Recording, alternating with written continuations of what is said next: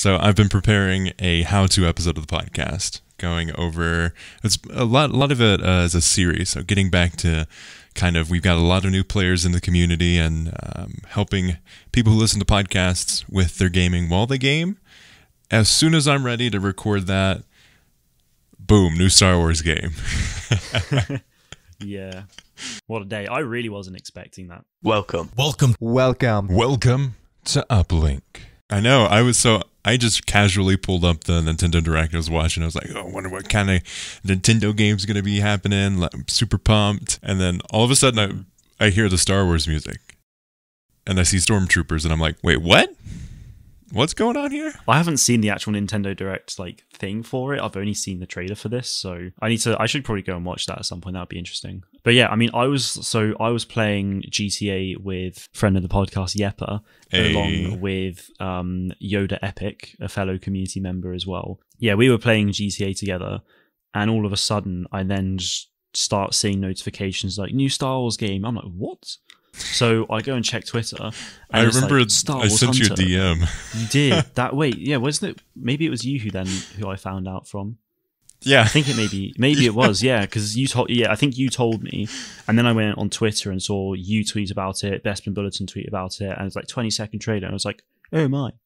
And then so I had a quick watch of that, and I was like, that looks really cool. And I'm looking at the Star Wars article for it now, and I still cannot get over how good that logo looks. Mm-hmm. Oh, it's so sexy. I mean, I'm a fan of the gradient, always. Mm-hmm. And it reminds me a lot of the Star Wars YouTube shorts that they had. The little animations. Oh, what? Oh, yeah, Forces of Destiny. Yeah, Forces of Destiny. It looks a lot like that logo. It does, yeah. It's just it's got those scan line patterns, which you can actually do really easily in Photoshop, which is nice. So yeah. I might have a crack at trying to do that logo at some point. But the Star Wars section looks exactly like the Battlefront the Battlefront 2015 Star Wars section for that. It looks exactly the same, and it's Hunters. It does, yeah. It's got that gold, yeah. We're talking about this, but for those of you who don't know, a new Star Wars game for Switch, iOS, and Android has been announced. It was announced through the Nintendo Direct. So Nintendo has the marketing license, we assume, because that's how they launched it. We weren't expecting anything like that. We've been hearing rumors. I've been hearing rumors from my sources and leaks. They've been all around about EA making a small-scale Star Wars game. And this sounds eerily similar to what we've been hearing from EA. Yeah, so I've seen a lot of people question this. I've seen a few people actually ask me about it. Someone tagged me on Twitter this morning. And yeah, it's interesting because this is obviously a squad-based, third-person shooter combat game, but obviously it's being made by Boss Alien, an actual motion studio published by Zynga. And whereas obviously from EA we're hearing first-person shooter set between episode 5 and 6, Hunters is set after episode 6. Mm-hmm. So it's all very different, but the fact that it's good that, I mean, if this EA tactical shooter kind of game does release later this year, then it's going to be interesting because we then have two squad-based shooters essentially in the same release window, really. Depending, I mean, Hunters could have come out in May or something, I don't know, but I imagine it'll be later this year either way. Yeah, but definitely. It's an interesting one because, I mean, obviously this is free to play, it's mobile and Switch, so it's, accessible to a lot of people, to everyone really who's got a mobile phone. Whereas the EA one would obviously be more like a AAA photoreal kind of standard, whereas this is more stylized. So, and they've said as much. They've said they're going for a more stylistic Star Wars experience. Yeah, which I really I can get behind that a lot.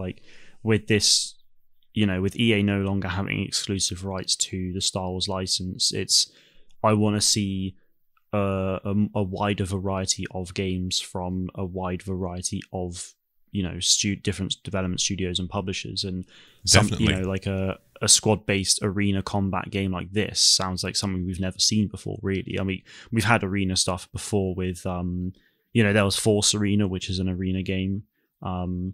Very different to how this sounds. But that was a thing. And then there's a Lego version of that coming out soon as well. So yeah, it'll be interesting. True. The official quote from StarWars.com from Douglas Riley, the VP of Lucasfilm Games, says Star Wars Hunter draws inspiration from classic Star Wars stories and settings, but with a look and feel that is different from anything we've done before. We're thrilled to introduce this wildly creative cast of characters to our fans on Nintendo Switch, where they can join with their friends in thrilling battles at home or on the go. It's a free game, like we've said. It's being produced by Boss Alien, which is a sub development company, but within Natural Motion, which is also a company through publisher Zynga. So there's a lot of different layers there. So some of the games that they've worked on before, in terms of Natural Motion, Dawn of Titans, which is an action strategy game for mobile. That's the most recent game that they've had. CSR Racing 2, which you said that you've had experience with. I have, yeah, played it a couple of years back. As well as Clumsy Ninja, which is a really fun little mobile game, but that hasn't been supported for quite some time. So we've got a wide range of games there. What has been your experience with CSR Racing 2? Like it was a long time ago now I was playing this, probably a good 4 years ago, but I remember having fun, to be fair. It was one of those games where so it's drag racing, right? So it's not as a player it's not that complicated. It's just shift up at the right time. But it's one of those things that I'd be at school between lessons or at lunch, I'd get bored, I'd go on it, I'd have a bit of fun doing some drag races, getting some money, buying new cars and stuff like that. So yeah, it was from what I can remember, it was a fun experience. So I'm looking forward to seeing what Boss Alien and ultimately Natural Motion as well can actually do with the Star Wars license. This episode of Uplink Podcast is brought to you by It's Not a Tiny House Podcast, a podcast all about alternative living and making it happen.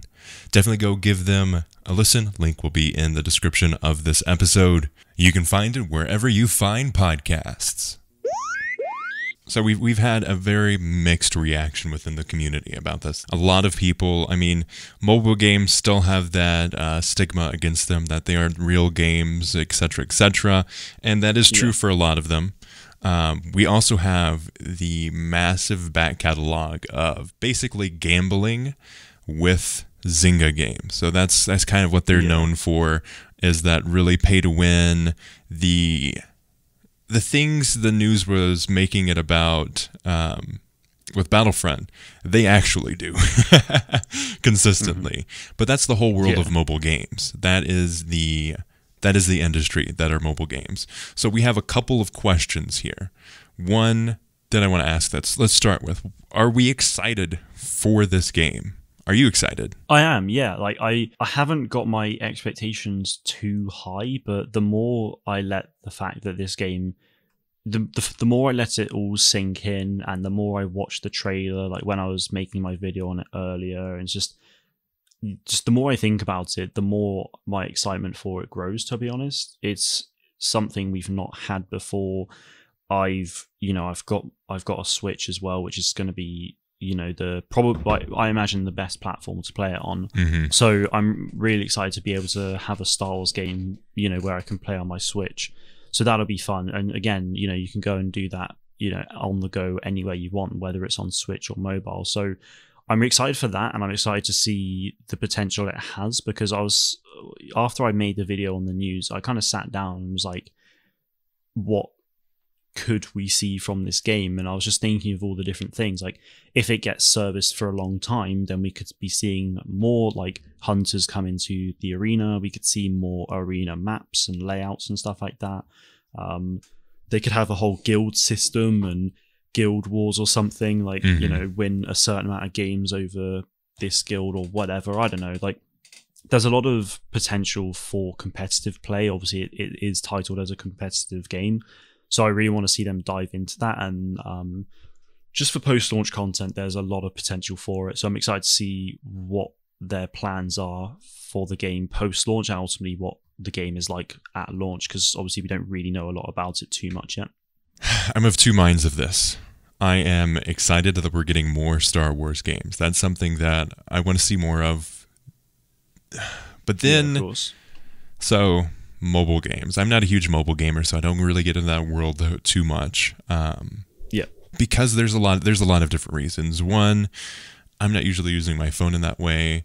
And two, I prefer to play on console or PC.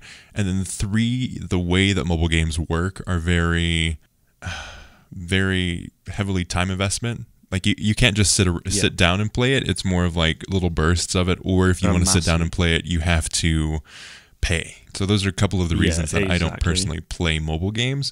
But this is exciting.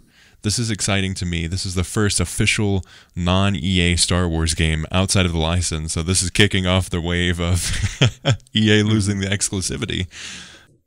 Yeah, of course. I mean, this, Zynga were announced to be making a Star Wars game a couple of years back anyway. So like we knew this game was coming at some point. We just had no idea when or like what it was going to be. Yeah, exactly. And like going back to what you were saying, like I'm actually kind of the same. Like I'm not much of a mobile gamer. Like I have Galaxy of Heroes and I have like Simpsons Tapped Out, which are games that you go on every few hours just for like 5-10 minutes. You sit there and like you do a couple things on it, and that's it for even a long period of time. But and like beyond that, I'm not really much of a mobile gamer, and like you, I prefer to play on console, and that's why I'm really happy to see this coming to Switch as well. Exactly. Because it's something that like I know I'll be happy to just sit there and play for a decent amount of time. Like I could hook it up onto that like Switch console thing where you can hook it up to your TV or whatever. Like I know I can do that and can happily play that, and I just think it would be really interesting. And I'm with Galaxy of Heroes, like like you were referring to, it's one of those things that like you play it for a while, but then if you want to play even more, you kind of have to pay or you just either have to wait for hours or pay because you run out of energy and you can't do any more. So I'm hoping that this game's going to be more, you can just sit down and play it for like a couple hours if you really want and just grind it for as long as you want and not be tied down to just energy and stuff like that. Because if it is, then that's it'd be quite frustrating really, and I don't want to. Like I'm pretty excited for this game based on its potential, and I don't want it to be one of those things that you play like 5 games and then you have to stop playing because you physically can't go any further without paying. So yeah, that is the concern that we're all wondering. That is like in the Discord we're talking about it. Friend of the podcast Boomstick's coming in and we're discussing that. Where initially it's like boom, and not really huge excitement for it just because of how mobile games are working, especially with Zynga and their history with that too. From my research before and installing the games that Natural Motion has done, it's not insane like some of the other Zynga games are in terms of in-app purchases, but they are there. That's what thrives the business, and that's what fuels the game. So back in the day, I'm talking like last year, back in the day, I was a big fan. Yeah, a long time ago. I mean, 2020 lasted like 10 years, right? True. Hogwarts, Harry Potter Hogwarts Mystery. That was a game that I was really pumped about, played for a bit until it gets to the point where like, oh crap, you have to come back in 2 hours to refuel your energy. I ain't got time for that. I was the same. I was exactly the same. Like when I saw that game announced, I was like, oh, this is going to be really cool. Like your own Hogwarts adventure and everything. And it came out, I started playing for a bit, and then it was like, oh, now I got to wait again. And it's just, I can't be asked for stuff like that. Like it, like I get it, but I don't want to have to pay like £10 just to play for another like maybe 15 minutes or something before all my energy just runs out. Like I'm not about that, to be honest. Like, I want to see that's how a lot of like games are at the moment on mobile. But I really want to see. I mean, it's all about the development. addictiveness. It's all about, Yeah. oh man, I gotta get this. I gotta keep on doing this. And like, I try to stay away from that as much as possible. I personally have like a addictive personality, so I have to be careful about that. So if it's along those lines, and a lot of mobile games are, I step away. But this is gonna be. Sure. I'm pumped about this, but it's fascinating to me to see this being incorporated into Lucasfilm Games' strategy. Yeah, 100%. And like something, like Zynga, obviously. Well, okay. So one of the main concerns that I've seen floating around the community is about like microtransactions and stuff like that. And like, whilst I totally understand that, like microtransactions, like are fine, but it's how they're implemented, which is obviously the problem. Like with Battlefront 2 at the start, that was the problem. But then when they reintroduced microtransactions to Battlefront 2, like that was perfectly fine because it's cosmetics only. Yeah, or the other problem games with like those Fortnite, it's just is they didn't embrace it in the proper way. The thing with mobile games is they use microtransactions to specifically affect gameplay.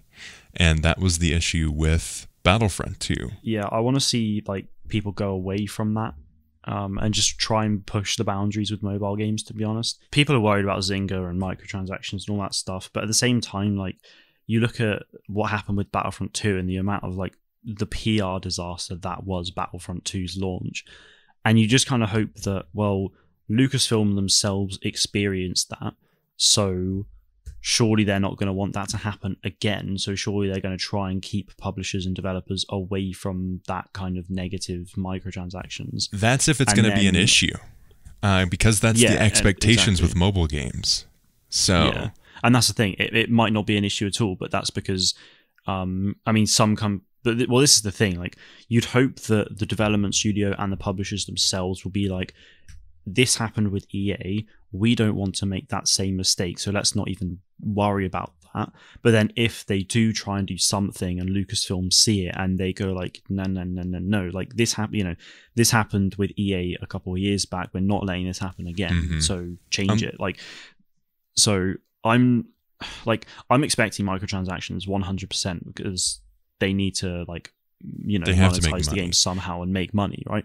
So I'm expecting it in some way. I'm just hoping that they've learned from previous mistakes of other people that actually they stay away from anything pay to win and they just make it a really fun experience. And I'm not necessarily expecting cosmetics as such, but maybe if they had like some kind of battle pass system or something which meant that we could.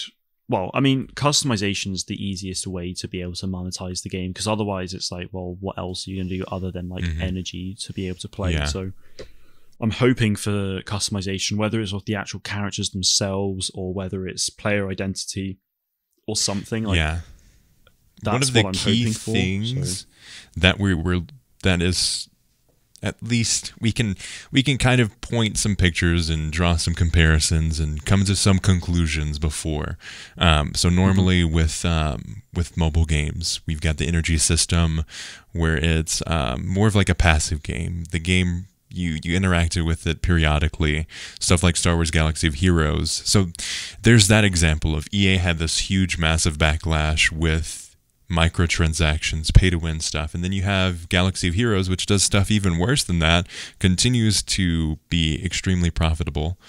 So you have that world, but Galaxy of Heroes isn't necessarily a third-person competitive arena shooter game. Yeah. So I mean, it's like, Galaxy of Heroes is very much like, as you described, like part of it is like it's got that passive aspect to it, where you'll play the game for a bit and then you'll just have to wait and whatever because you've run out of energy. But then they've also got the whole the Chromium data card like packs and stuff like that. So it's basically just it's just loot box mechanics at the end of the day, because you're just it's pack luck, like luck of the draw. in this pack I might get 10 shards for Darth Vader, but then in the next one I might get 80 shards for Captain Rex or something. You know, it's one of those things which I really hate. And yeah, like, I mean, Galaxy of Heroes is highly profitable, but it's kind of that there are multiple ways in which EA have monetized Galaxy of Heroes. One of it is that passive energy way, and then you've got this like other like pack luck sort of. I mean, it's not necessarily pay to win in the sense that, like, because you don't come up against people with, like, when you fight online, you don't really come up against people who are like, yeah, it's more of pay to play, way better. Yeah, it's just, hey, if you want to get really good people really quick, buy these and have a chance of getting it. So it's loot box mechanics, but it's not necessarily pay to win. It's just pay to have like great people. Like, it doesn't provide you any competitive advantage to other online players, because in like the squad arena and stuff like that, you'll go up against people with similar like power levels. So yeah, it's just one of those things that, yeah, it's kind of both passive and this, you know, loot box stuff, which, yeah, I don't like. Yeah, but that's how mobile games work, and have mobile games have worked for so long. You see games try to build out like the Mario game, where you paid a set fee and you got the game. Yeah. But everyone revolted against that. What, I have to pay for games? No! How dare you? So you have that aspect of it too, where the two markets are completely different in how they operate. You have something that works in mobile that does not work on console games, and they've tried many, many times to do that. It doesn't really work out. And then you have the opposite, where the way that the App Store works and the way that mobile games have worked for 10 years now, it's hard to get out of that and get out of the mindset of like, where I have to pay for an app. How dare you? Yeah, I'm the same. I'm very much like, if I see an app and I have to pay for it, I'd be a bit like, no, like, I'll stay away from it, really. I mean, I guess it kind of depends on what it is, but you know, I like most others will expect a mobile game to be free. Yeah, so like, obviously they're gonna have to monetize it in some way, but again, it's how they implement it. And so everyone's got this expectations that it's going to be riddled with microtransactions, but I'm on like the side of, you know, let's just wait and see what happens, really. Like, it's all well and good at making assumptions based on past experiences, but let's just step back a little bit and not judge it so quickly. So it will be fascinating to see what direction they put it towards and how the game actually ends up. And most of all, if the game is fun, people will play it. Let's just hope that they don't get a little too crazy with how they operate the game and monetize it. So we're going to see how that works out. It's more of a wait and see. I think it has a lot of potential. You know, like from this like announcement teaser trailer, we saw what looks like, well, just someone wielding a red lightsaber.